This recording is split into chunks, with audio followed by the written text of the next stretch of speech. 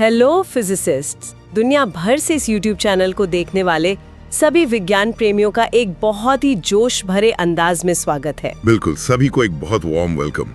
आज हम doctor physicist greatest of all time series का एक नया और मैं कहूंगी कि बेहद खास हिस्सा लेकर आए हैं। इस सीरीज में हम सिर्फ खबरें या थ्योरीज कवर नहीं करते, बल्कि उन महान वैज्ञानिकों की जिंदगी और उनके विचारों का गहरा विश्लेषण करते हैं जिन्होंने इस दुनिया को बदल कर रख दिया। सही कहा आपने। और आज का हमारा जो विषय है वो एक ऐसे शख्स पर है जिन्हें लोग द थ्योरिस्ट कहते थे, पॉल एड्रियन मॉरिस डिरैक। हाँ, पॉल डिरैक। मतलब सोचिए, एक चौक और एक ब्लैक बोर्ड को।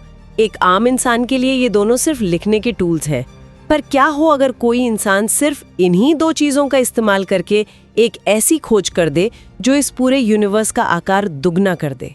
यानी प्योरली अपने मैथमेटिक्स और इक्वेशंस की सुंदरता पर विश्वास करके उन्होंने एंटी मैटर यानी पॉजिट्रॉन की भविष्यवाणी की थी, वो भी बिना किसी एक्सपेरिमेंट के। एग्जैक्टली। और आज हम उनकी दर्दनाक बचपन की कहानी से शुरू करके 1920 के दशक की क्वांटम क्रांति, डिरैक इक्वेशन, उनके थोड़े अजीबोगरीब व्यवहार और आज के क्वांटम कंप्यूटिंग में उनके योगदान तक सब कुछ कवर करने वाले हैं। तो शुरुआत करते हैं उनकी उस अजीब खामोशी से जो उनकी पहचान बन गई थी। जब हम सोर्सेस पढ़ते हैं तो साफ पता चलता है कि ये खामोशी अचानक नहीं आई थी। राइट। इसकी जड़ें उनके बचपन के एक ट्रॉमा में थी, है ना? हाँ, 1902 में ब्रिस्टल में उनका जन्म हुआ था और उनके पिता चार्ल्स एक बहुत ही टेरानिकल यानी तनाशाह किस्म के इंसान थे। मैंने पढ़ा था कि उन्होंने डाइनिंग टेबल का एक अजीब सा नियम बनाया हुआ था। बिल्कुल, नियम ये था कि डाइनिंग टेबल पर सिर्फ और सिर्फ फ्रेंच भाषा बोली जाएगी। अब भाषा ठीक से ना आने के कारण उनकी माँ और भाई बहन तो किचन में खाना खाते थे।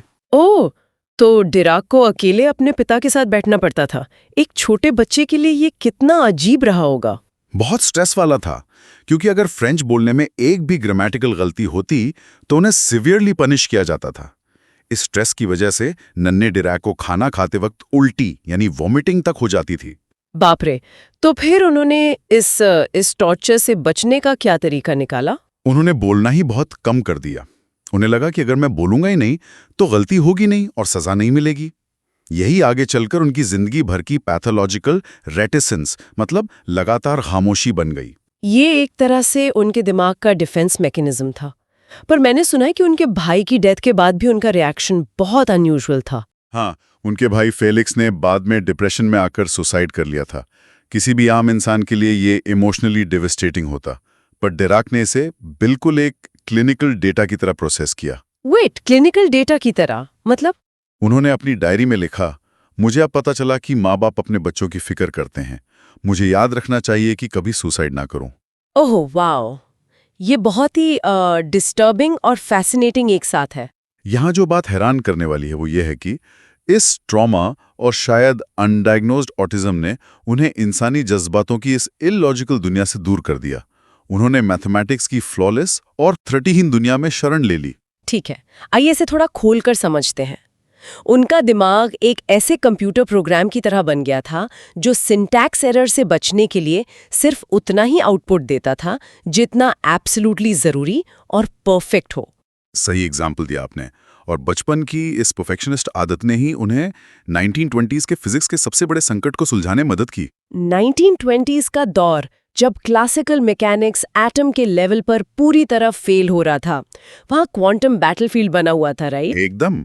एक तरफ हाइजेनबर्ग थे जिन्होंने मैट्रिक्स मैकेनिक्स बनाया और दूसरी तरफ श्रोडिंगर अपनी वेव मैकेनिक्स के साथ थे। दोनों के बीच भारी टकराव था और हाइजेनबर्ग को अपनी ही मैथ से डर लग रहा था। डर क्यों लग रहा था? उन्हें नॉन कम्यूटेटिविटी मिली थी ना, जिसमें a इंटू बी इंटू ए के बराबर नहीं होता। बिल्कुल सही। क्वांटम मैथ में ए और बी को मल्टीप्लाई करने का ऑर्डर चेंज करने से रिजल्ट अलग आ रहा था। क्लासिकल फिजिक्स में ये नामुमकिन है। हाइजेनबर्ग को लगा उनकी इक्वेशन गलत है, पर डिरैक ने इसे अलग नजरिए से देखा। जो सबसे इंटरेस्टिंग बात मुझे लगती है वो ये है कि डिरैक पहले प्योर फिजिक्स नहीं, इलेक्ट्रिकल इंजीनियरिंग पढ़ रहे थे। देखा कि हाइजेनबर्ग की मैथ गलत नहीं है, ये डिफरेंस क्वांटम रहस्य की चाबी है। क्या ये अजीब नहीं है कि एक इलेक्ट्रिकल इंजीनियरिंग के बैकग्राउंड वाले इंसान ने थियोरेटिकल फिजिक्स की सबसे एब्स्ट्रैक्ट प्रॉब्लम को ऐसे सॉल्व कर दिया? थोड़ा अजीब तो है, पर इंजीनियरिंग के स्ट्रक्चर वाले माइंड ने ही उन्हें इस नॉन कम्युनिटिविटी को क्लासिकल डायनामिक्स के पॉइजन ब्रैकेट से जोड़ने का रास्ता दिखाया। उन्होंने दोनों टकराती हुई थ्योरीज को यूनिफाई कर दिया। यानी डिरैक ने दिखाया कि वेव मैकेनिक्स और मैट्रिक्स मैकेनिक्स असल में एक ही बात कह रहे हैं, बस भाषा अलग है। एग्जैक्टली और इस क्वांटम स्टेट को मैनेज करने के लिए उन्होंने एक नया मैथमेटिकल सिंटैक्स डिजाइन किया जिसे हम ब्रैकेट नोटेशन कहते हैं। वही एंगल ब्रैकेट्स और वर्टिकल बार्स वाली यूनिवर्सल भाषा जो हम टेक्स्ट बुक्स में देखते हैं। हाँ वही।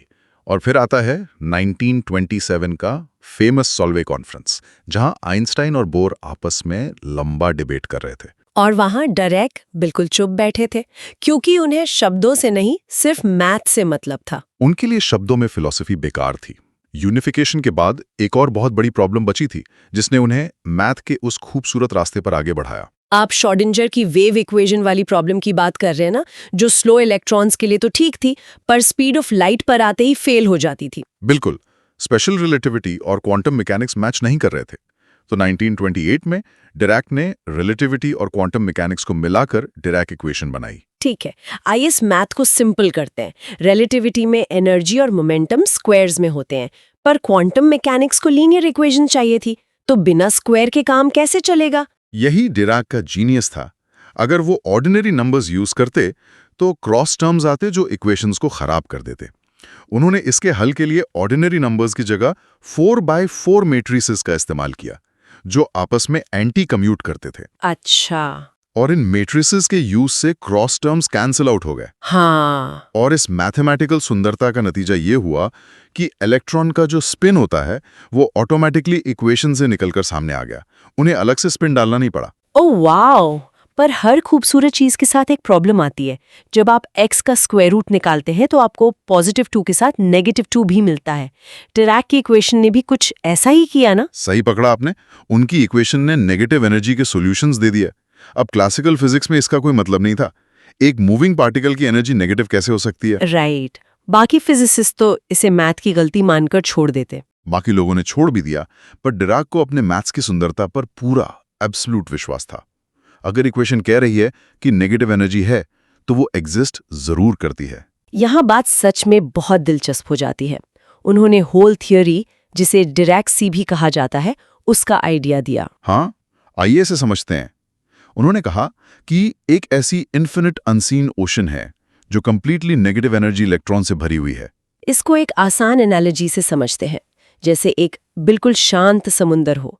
उसमें हमें वेव्स नहीं दिख रही, बस शांति है। पर अगर आप वहां से एक बूंद या एक मग पानी निकाल लें तो वो खाली जगह यानी वो होल एक पार्टिकल की तरह बिहेव करेगी। एग्जैक्टली। और क्योंकि आपने वहां से नेगेटिव चार्ज निकाला है तो वो बची भी खाली जगह पॉजिटिव चार्ज और पॉजिटिव मास जैसा बिहेव करेगी। ये एंटी मैटर यानी पॉजिट्रॉन की पहली मैथमेटिकल भविष्यवाणी थी। ने उनका खूब मजाक उड़ाया। पाउली ने तो यहां तक कह दिया कि अगर ये सच हुआ तो मैं फिजिक्स ही छोड़ दूंगा। हाँ, और फिर 1932 में क्या हुआ? 1932 में कार्ल एंडरसन ने सच में लैब में पॉजिट्रॉन ढूंढ निकाला।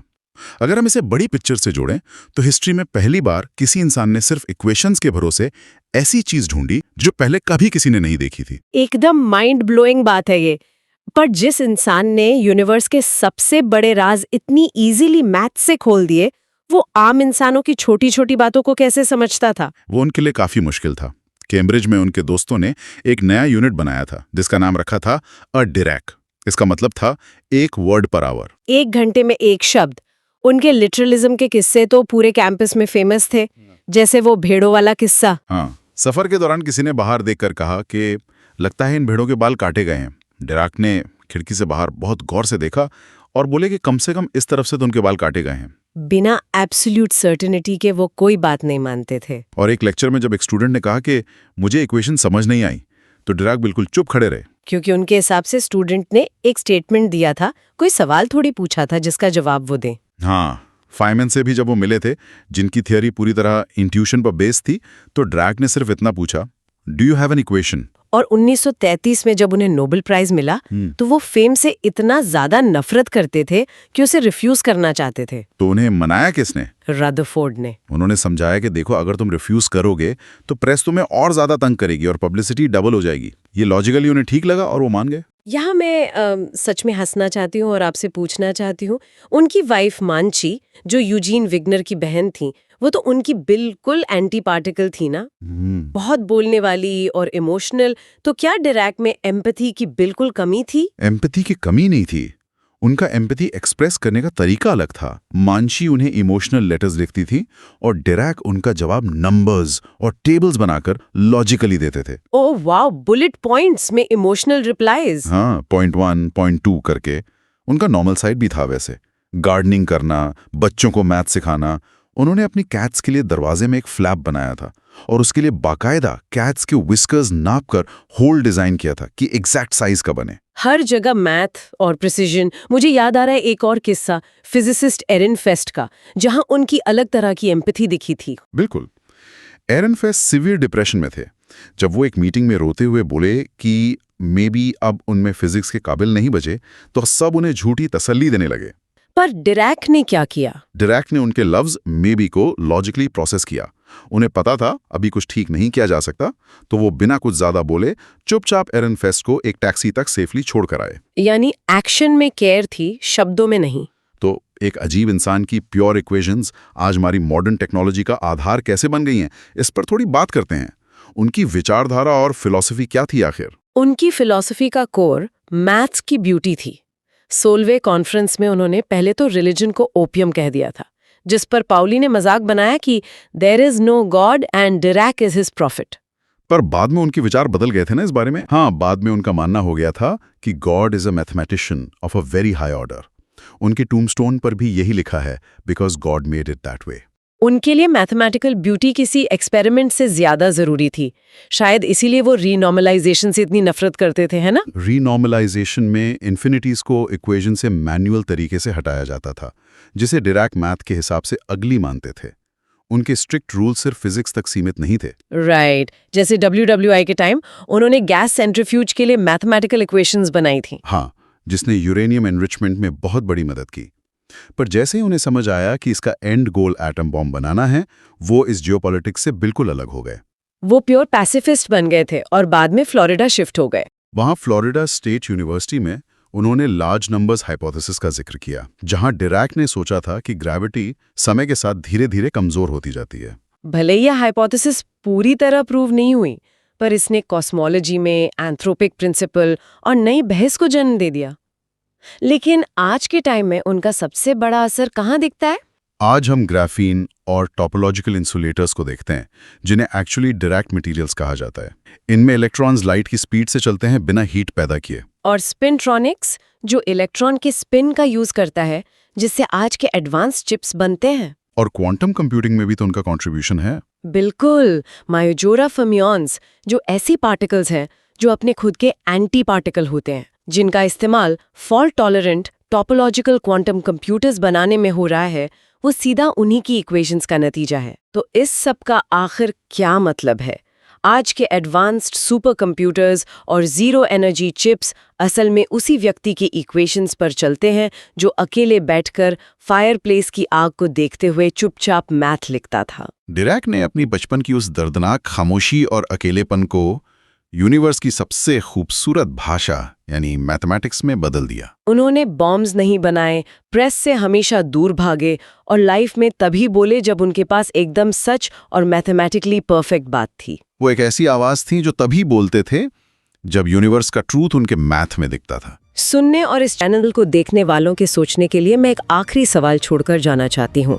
अगर डिरैक का ये मानना बिल्कुल सच है कि इस यूनिवर्स के सारे नियम पूरी तरह से मैथमेटिकली ब्यूटीफुल हैं, तो फिर इंसान की कॉन्शियसनेस, दुख और भावनाएं क्या हैं? ये सच में एक बहुत प्रोफाउंड सवाल है। क्या इंसानी भावनाएं सिर्फ एक ऐसी अजीब और उलझी हुई इक्वेशन है जिसे यूनिवर्स ने अब तक मैथमेटिकली सॉल्व नहीं किया है?